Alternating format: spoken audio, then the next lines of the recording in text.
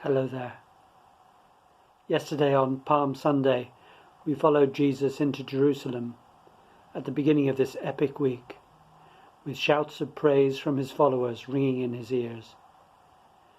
Today he wastes no time to go straight to the temple, the magnificent cathedral-like structure in the centre of the capital, the centre of the religion of the Jews, where God himself was said to live, and countless prophets would stand and proclaim God's word to his people.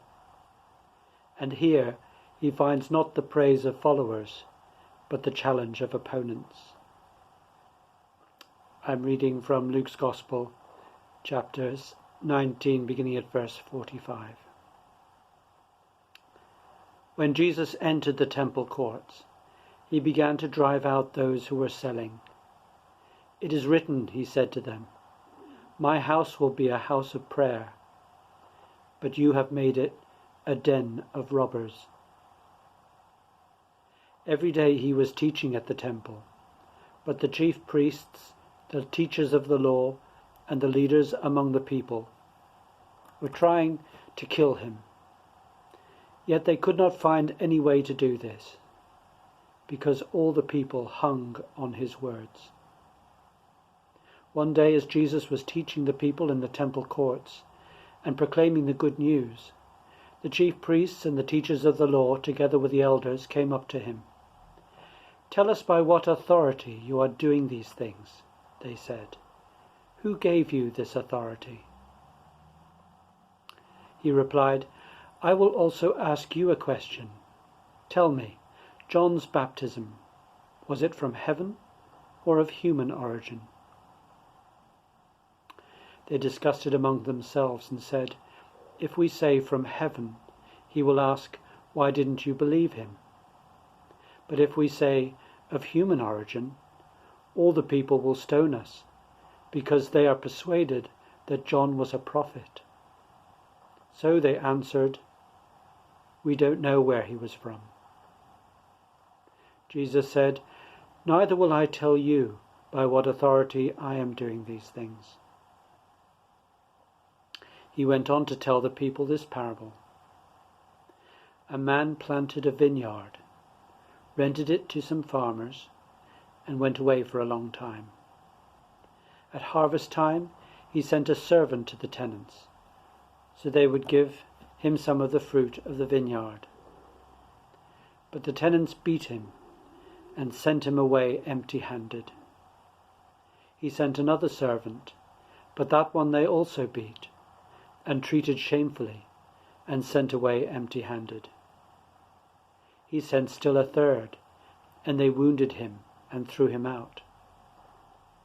Then the owner of the vineyard said, "What shall I do? I will send my son, whom I love. Perhaps they will respect him."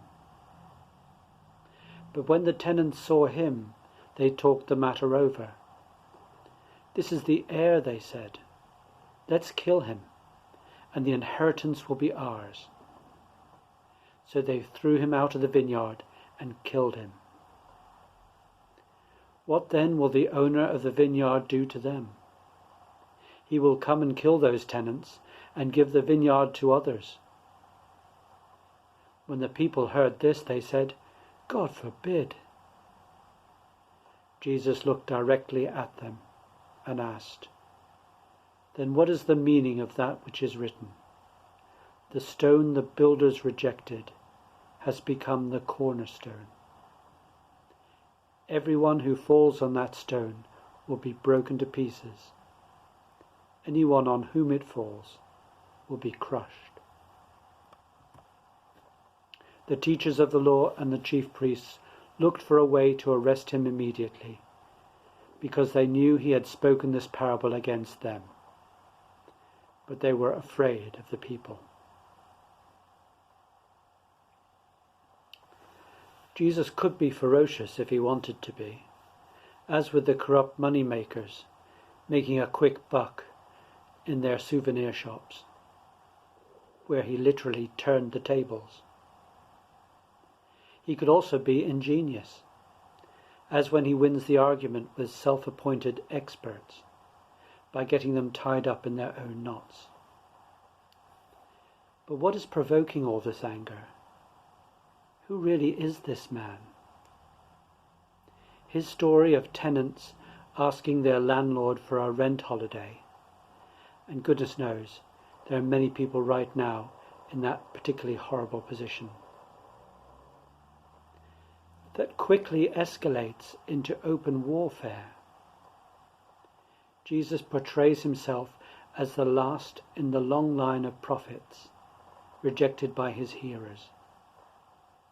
And he quotes the psalm to call himself the Cornerstone, the most important piece in the building, the large stone in the temple which anchors and aligns its walls. The temple needs rebuilding. The old established religion needs a clean-out, a makeover. And the person they are refusing is actually the person God has chosen to build with.